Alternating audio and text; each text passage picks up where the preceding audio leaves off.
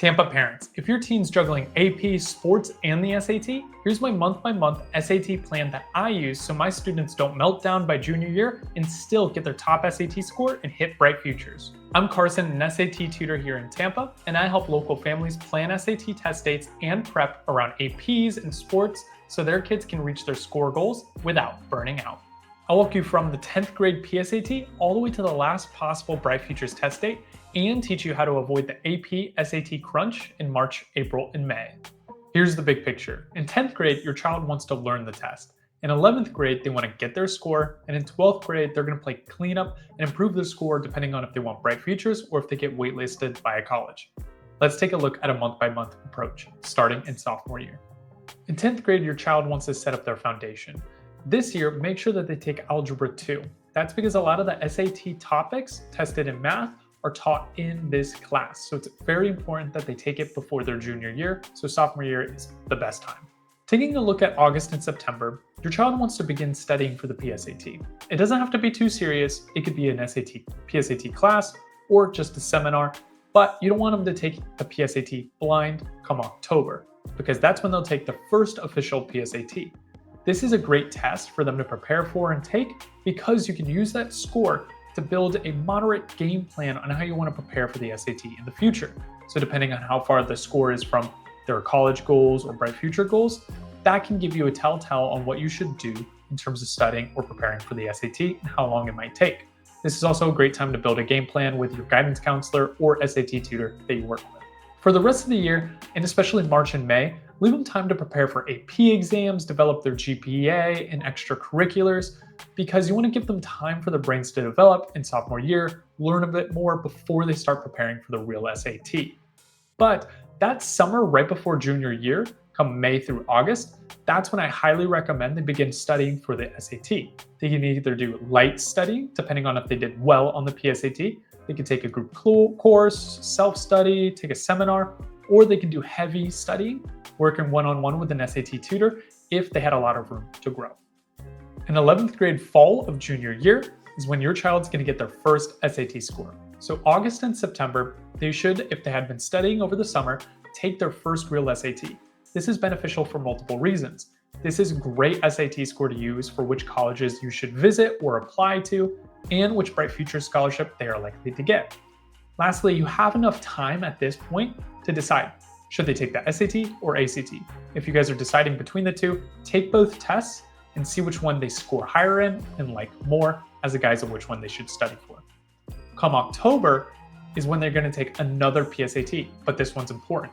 For this PSAT, they're going to use their score to apply for a National Merit Scholarship. What this is a scholarship given to students who score high on the PSAT. There is no set number, it's different from state to state. But when they achieve a high score, they can apply for the National Merit and either get a scholarship from $2,000 to a full ride for college. It's an important test. Moving on to November and December, this is when students should begin serious SAT prep had they not already started. Get a one-on-one tutor, a rigorous group course to really try to improve their score so in the spring they can get their peak or top SAT score. 11th grade spring of junior year, this is the SAT AP juggle.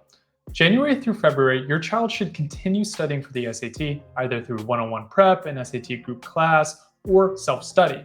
Because in March is when most high school Tampa juniors take the free SAT led by their school. March is an important exam to prepare for because it could be the student's last SAT if they score well. To decide whether your child should retake the SAT or not, you want to take the SAT score they received from the March exam, and they're going to be given it 2 weeks after the test date, and compare that to the average SAT score that's accepted into their target colleges or what they need for their target scholarships like Bright Futures. March through May is when juniors are likely preparing for AP exams, and junior year is when students take the most APs, so this is a very stressful time. Studying for AP exams, getting a good GPA, and studying for the SAT is really hard to do. That's why I recommend if students decide to take another exam after March, they should prepare for the June exam. This gives them a nice break between AP exams to prepare for the SAT. And if your child is a junior, their goal should be to receive their top SAT score by June.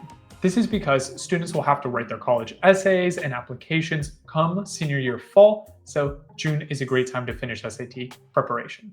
12th grade or senior year, your student's last chance for a high SAT score and bright futures. So August through November is what I call the SAT sprint. That's because there's an SAT available every single month of the fall: August, September, October, November, etc. This is important because it's the last window for Florida college applications. UF and FSU application deadlines come in December. That means the November SAT is the last SAT a senior can take to include on their college application, so it's important to get a top score before then. But it's not over. The Bright Futures deadline is actually August 31st of the senior's graduating year. This is important because if your senior graduates May of 2026, they still have until August 31st of 2026 to earn Bright Futures. That means they can take an SAT after they graduate high school and still use that score and earn the scholarship. In addition, there's a waitlist window. This is when schools don't accept or deny your application, rather put you on a wait list or defer your application to another admissions period. What your child can do is they can take another SAT or ACT, and if they increase their score, use that score to get removed off the wait list and become accepted into that college. A quick recap. 10th grade, learn the test. 11th grade, get the score. 12th grade, catch up if needed.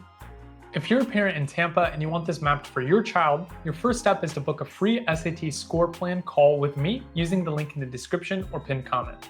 On the call, we'll set realistic SAT score targets, pick the perfect SAT test date around APs and sports, and I'll email you a custom SAT calendar that you can print and put on the fridge. So click the link now while you're thinking about it and grab your spot.